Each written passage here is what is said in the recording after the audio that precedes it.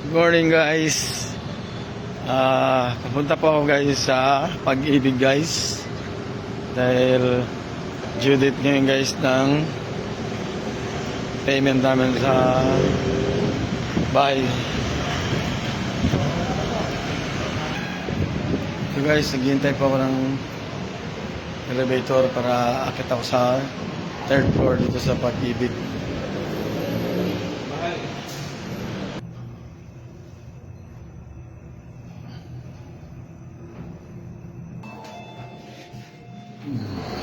Guys, nandito na ako sa third floor.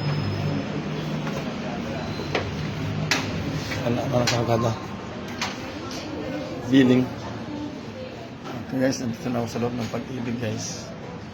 Kuha ko ng number kasi para magbayad na ako.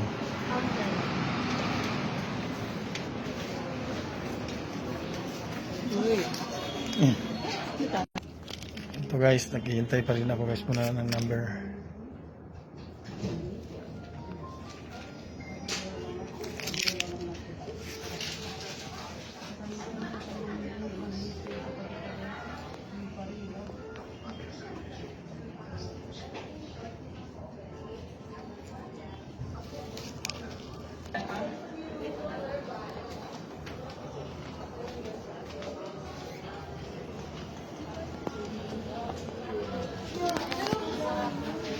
So, okay guys, bye-bye.